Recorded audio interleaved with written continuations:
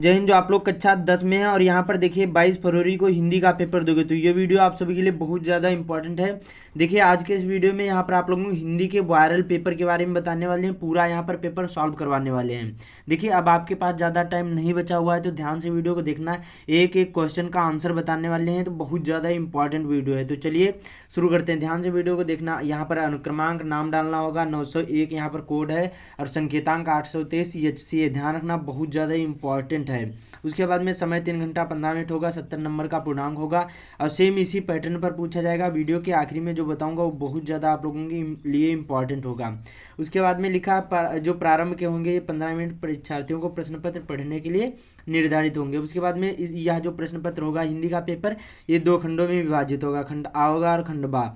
आ में बहुविकल्पी क्वेश्चन होंगे जो 20 होंगे और 20 मार्क के ही एक एक नंबर के क्वेश्चन पूछे जाएंगे। बाकी खंड बा होगा, इसमें वर्णनात्मक प्रश्न होंगे जो आपको कॉपी में लिखना होगा।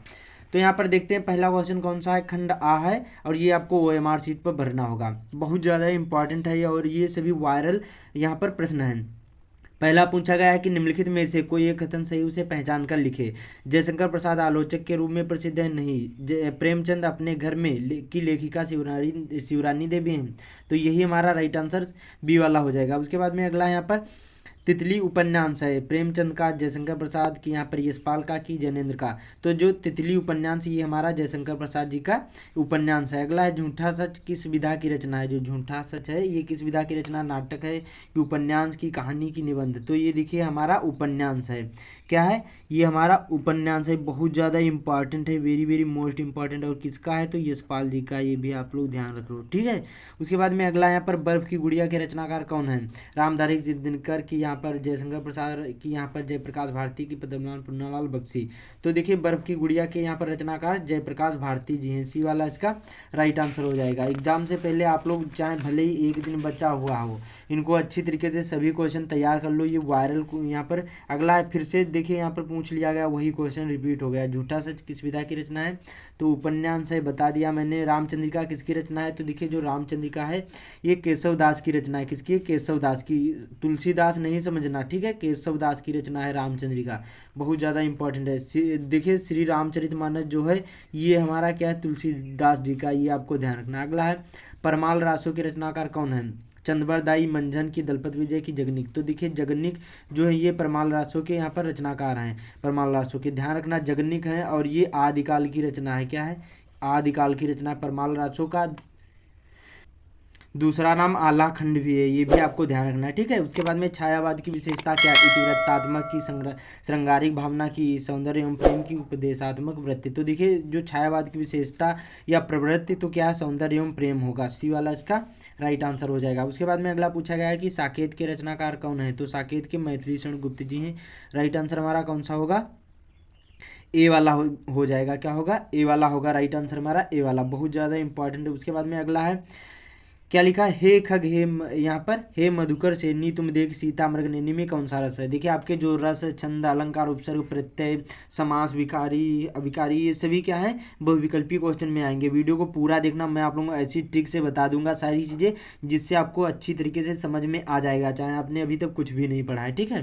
तो देखिए इसमें क्या बता रहा है, हे खग हे मधुकर श्रेणी तुम देखी सीता मृग नैनी। इसमें क्या है, जब यहाँ पर माता सीता का हरण हो जाता है रावण के द्वारा, तब यहाँ पर जो राम, यहाँ पर भगवान राम यहाँ पर जंगल में भटकते हैं, तब उनसे मृग और यहाँ पर खग और मृग से पूछते हैं कि आपने यहाँ पर सीता को देखा है क्या। तो यहाँ पर यही, यहाँ पर तो इसमें क्या शोक प्रकट हो रहा है, जिसमें शोक प्रकट हो समझ जाना वहाँ पर करुण रस होगा। तो ए वाला हमारा राइट आंसर हो जाएगा। और जिसका देखिए इसका स्थायी भाव क्या होता है, शोक होता है, ध्यान रखो, बहुत ज़्यादा इंपॉर्टेंट है करुण रस का। उसके बाद में हास्य रस का स्थायी भाव क्या होता है, तो हास होता है। कमेंट करना कि आपको पता था या फिर नहीं, ठीक है। ये 2 ही रस पूछे जाएंगे। अगला है हरिपद कोमल कमल से में अलंकार है कौन है, उत्प्रेक्षा अलंकार, श्लेष की, उपमा की, रूपक। तो देखिए इसमें हमारा हो जाएगा उपमा अलंकार हो जाएगा, क्योंकि इसमें देखिए एक वस्तु दूसरी वस्तु से क्या की गई, गुण या धर्म के आधार पर तुलना की गई या समानता बताई गई है। हरिपद कोमल कमल से, देखिए जो भगवान के पद होते हैं क्या है, कोमल की तरह हैं, क्या है, कमल की तरह कोमल हैं। पद और दोनों की समानता बताई गई, कमल और पैरों की दोनों की समानता बताई गई कि वे दोनों कोमल हैं। ठीक है, तो इसमें हमारा उपमा अलंकार हो जाएगा। और उपमा, रूपक, उत्प्रेक्षा अलंकार, 3 ही अलंकार पूछे जाते हैं। देखिए रूपक अलंकार में जैसे उदाहरण के तौर पर चरण कमलबंध और राई, तो इसका रूपक अलंकार हो जाएगा। ठीक है, बाकी इसका सी वाला हमारा राइट आंसर हो जाएगा।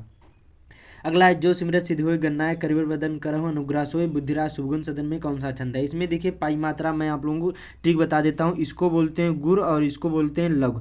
इसको 2 बोलेंगे और इसको 1 बोलेंगे। इसको देखिए गिनने की ट्रिक, जिसमें बड़ी की पाई लगी हो समझ जाना 2, उसको हम गुर बोलेंगे, और जिसमें छोटी की या 1 अक्षर बना हो तो वहाँ पर अ लगेगा, 1 लगेगा। तो इसको देखिए 2 3 4 5 6, उसके बाद में 7 8 9 10 और 11। तो पहले चरण में 11 है और इसके तीसरे चरण में भी 11 होंगी। तो पहले और जिसके तीसरे चरण में 11 मात्राएं होंगी वो हमारा सोरठा छंद हो जाएगा। कौन सा होगा? सोरठा छंद। तो ए वाला हमारा राइट आंसर हो जाएगा। उसके बाद में पूछा गया अनुचर में कौन, यहाँ पर प्रयुक्त उपसर्ग कौन। वीडियो पूरा देखना। अभी यहाँ पर जीवन परिचय, निबंध और पत्र लेखन सारी चीज़ें इसी वीडियो में बताने वाले हैं। तो अनुचर में यहाँ पर प्रयुक्त उपसर्ग कौन सा है? तो देखिए उपसर्ग का मतलब होता है किसी शब्द के पहले जुड़ना। तो इसमें जो अनु हमारा लगा है यही हमारा उपसर्ग है। तो अनु बी वाले में है तो यही हमारा राइट आंसर हो जाएगा। उपसर्ग का मतलब होता है किसी शब्द के पहले जुड़ना। जैसे परिवार कोई शब्द दिया है, क्या दिया है? परिवार। तो परि जो होगा हमारा यही हमारा क्या होगा? यही हमारा उपसर्ग हो जाएगा। अगला है भीमार्जुन में कौन सा समास है। इसमें देखिए कन्फ्यूज ना होना। इसमें देखिए भीम, इसका जब समास विग्रह करोगे भीम और अर्जुन हो जाएगा। अब जिसमें भीम और अर्जुन और शब्द दे दिया हो और अपोजिट हो एक दूसरे के, वहाँ हमारा द्वंद्व समास हो जाता है। और जिसमें संख्यावाचक हो वहाँ पर द्विगु समास होगा। जैसे तिरंगा हो, सप्तऋषि हो, नवरत्न, इसमें सभी में द्विगु समास हो जाएगा। ठीक है, तो ये बहुत ज़्यादा इंपॉर्टेंट है। 1-1 नंबर की वैल्यू बाद को पता चलेगी, तो ध्यान से वीडियो को देखना तभी समझ में आएगा। अगला है आंसू का तत्सम रूप होगा तो हमारा अश्रु हो जाएगा। ए वाला राइट आंसर हो जाएगा। अगला है दिनकर भानु भास्कर पर्याय हैं। तो देखिए दिनकर भानु भास्कर ये सभी सूर्य के पर्यायवाची हैं। तो राइट आंसर हमारा बी वाला हो जाएगा। अगला है शब्दों को व्यवस्थित एवं व्याकरणिक क्रम कहलाता है। ये हमारा क्या कहलाता है? पदक्रम कहलाता है। क्या कहलाता है? पदक्रम। उसके बाद में धूप में चला नहीं जाता, इस वाक्य में वाच्य जो होगा कौन सा होगा? तो इसमें देखिए जो हमारा वाच्य होता है और वाच्य के 3 भेद होते हैं। ध्यान रखना, वाक्य नहीं, वाच्य के 3 भेद होते हैं। कौन कौन? कृतवाच्य, कर्मवाच्य, भाववाच्य। और इसमें बता रहा है कि धूप में चला नहीं जाता, इस वाक्य में कौन सा भेद है? तो इसमें हमारा भाववाच्य है। क्या है? भाववाच्य है। ठीक है, अगला है हमारा प्रश्नवाचक सर्वनाम है। देखिए प्रश्नवाचक सर्वनाम जैसे देखिए हम या तुम या कौन, ये सभी क्या होते हैं? ये सर्वनाम होते हैं। लेकिन इसमें प्रश्नवाचक बता रहा है तो कौन और यहाँ पर क्या, कौन, दोनों क्या है? प्रश्नवाचक सर्वनाम है। तो ए बी दोनों हो जाएंगे। ठीक है, अगला है युष्मित का यहाँ पर सप्तमी एक वचन रूप होगा तो तुई होगा। क्या होगा? तुई। ए वाला राइट आंसर हो जाएगा। तो ये 20 क्वेश्चन थे, आप लोग अच्छी तरीके से तैयार कर लो। अब खंड बाहु का वर्णनात्मक प्रश्न होंगे जो आपको कॉपी में लिखना होगा। और इसको आप लोग गद्यांश तैयार कर लो। क्या लिखा है? दिए गए गद्यांश पर आधारित किन्हीं यहाँ पर 1 में से 3 प्रश्नों के उत्तर दीजिए। 6 नंबर का पूछा गया है। इसमें एक यहाँ पर एक का वाला पूछा जाएगा, खा वाला 2 पूछे जाएंगे गद्यांश, इनमें से एक ही करना है। तो ये देखिए किस पाठ से लिया गया। यह हाथ में क्या है? कमल लिए बुद्ध खड़े हैं। लेखक कहता है कि एक हाथ में यहाँ पर हाथ में यहाँ पर बुद्ध हाथ में कमल लिए खड़े हैं और इनकी जो यहाँ पर छवि है छलकी पड़ती है और उनके जो उभरे नैनों की जोत है वो परोसती जा रही है। और यहाँ पर जो यशोधरा है वो कमलनाथ की यहाँ पर को लिए त्रिभंग में खड़ी है। और यह दृश्य क्या कहाँ का है? महाभिनिष्क्रमण का है। यशोधरा और राहुल क्या है? सोए हुए हैं। और उसके बाद में गौतम दृढ़ निश्चय पर धड़कते हिया को संभालते हैं। तो ये अजंता नामक पाठ से लिया गया। किससे? अजंता। इसके लेखक कौन है? भगवत शरण उपाध्याय जी हैं। तो 2 चीज़ें पता हो जाएंगी, आप लोग संदर्भ भी लिख पाओगे। रेखांकित अंश की व्याख्या करना है। ये जो पैराग्राफ है ये लाइन खींचिए, इसी की व्याख्या करना है। पूरे पैराग्राफ की व्याख्या नहीं करना है। मैंने इस पर वीडियो बना दिया। बाकी उपयुक्त गद्यांश में कहाँ के दृश्यों का चित्रण किया गया, तो ये प्रश्न का उत्तर इसी में मिल जाता है। देखिए यहाँ पर महाभिनिष्क्रमण का यहाँ पर राहुल यहाँ पर गौतम दृढ़ निश्चय में धड़कते हिया को संभालते हैं। तो इसमें देखिए खुद बताता है कि यहाँ पर महाभिनिष्क्रमण के यहाँ पर दृश्यों का चित्रण किया गया। यह जो दृश्य कहाँ का है? महाभिनिष्क्रमण का है। तो राइट आंसर हमारा यही हो जाएगा। तो इसको आप लोग हल कर लो, बहुत ज़्यादा इंपॉर्टेंट है।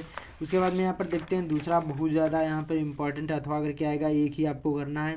तो देखिए हम लोग कच्ची मिट्टी की मूर्ति के समान है, बहुत ज़्यादा ये पूछा जाने वाला है। तो ये मित्रता नामक पाठ से लिया गया है।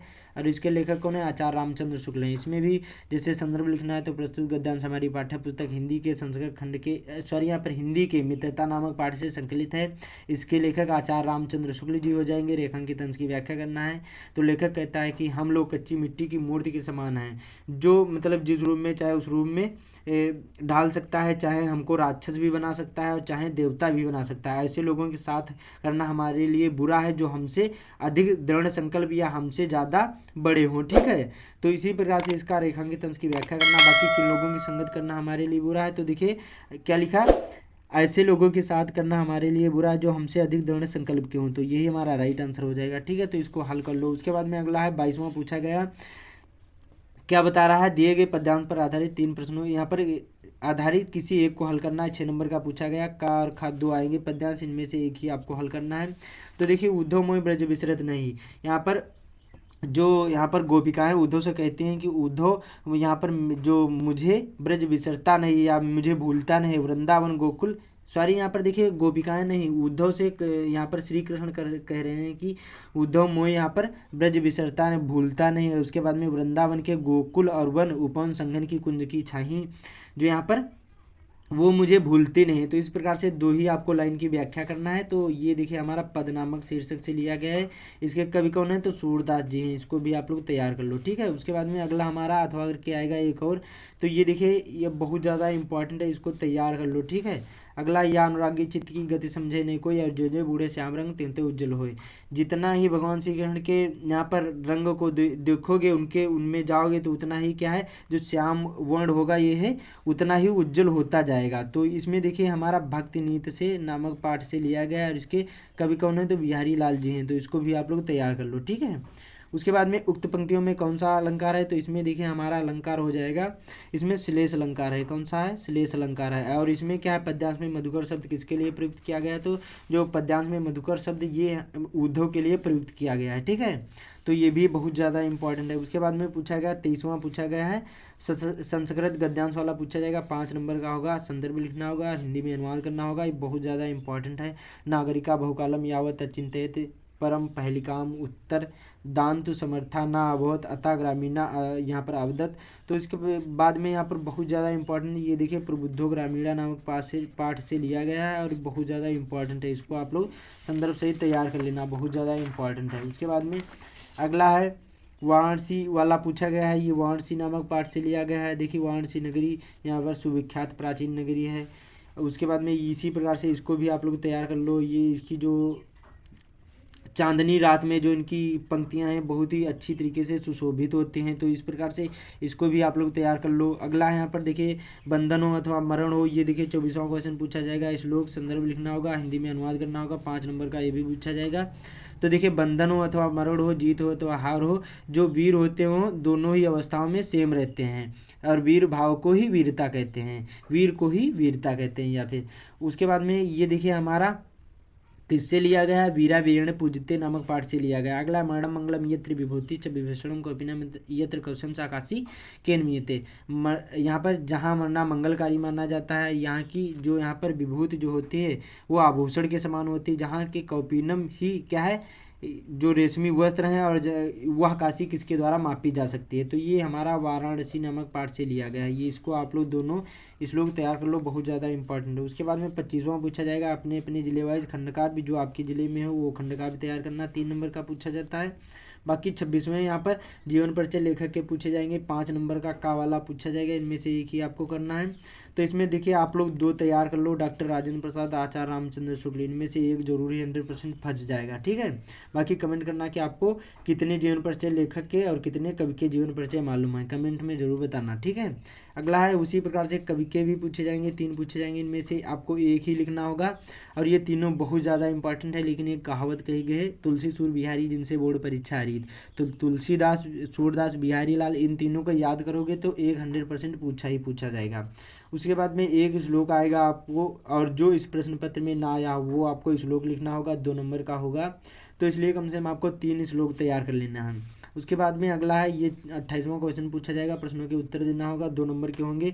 तो वीरा केन पूजिते, तो वीरा वेण पूजिते, विश्व स्रष्टा का, तो विश्व यहाँ पर स्रष्टा ईश्वरा। उसके बाद में चंद्रशेखरा काशित, तो चंद्रशेखरा देशभक्ता चासित। तो बहुत ज़्यादा ये इंपॉर्टेंट है, इनको भी आप लोग तैयार कर लो। उसके बाद में 29वां पूछा जाएगा, निबंध होगा, 7 नंबर का पूछा जाएगा। देखिए यहाँ पर 4 या 5 निबंध होंगे, इनमें से एक ही आपको लिखना होगा। मैंने इस पर भी वीडियो बना दिया, विज्ञान वरदान या अभिशाप, पर्यावरण प्रदूषण, स्वदेश प्रेम, इन सभी पर बना दिया। ये 3 बहुत ज़्यादा इंपॉर्टेंट हैं, इनमें से एक ही आपको लिखना है, लेकिन ये तीनों जो मैंने बताया बहुत ज़्यादा इंपॉर्टेंट है, एक जरूर ही फंस जाएगा। बाकी यहाँ पर देखिए 30वां क्वेश्चन पूछा जाएगा, यहाँ पर पत्र लेखन आएगा। एक देखिए औपचारिक पत्र आएगा, एक अनौपचारिक, इन दोनों में से एक ही करना है। तो औपचारिक पत्र ये वाला है, अनौपचारिक ये है। मैंने इस पर भी वीडियो बना दिया कि आपको पत्र बोर्ड एग्जाम में कैसे लिखा जाता है, वो आप लोग वीडियो जरूर ही देख लेना। तो इसी प्रकार से आप लोग और यहाँ पर वीडियो देख लोगे, ये सेट नंबर यहाँ पर कौन HC था, ऐसे ही आप लोग यहाँ पर 4-5 सेट तैयार कर लोगे, तो यहाँ पर आपके 70 नंबर बिल्कुल पक्के हो जाएंगे। तो इस वीडियो को ज़्यादा शेयर कर देना, बाकी चैनल पर पहली बार आए चैनल को सब्सक्राइब भी कर लेना। तो मिलते हैं अगले वीडियो में।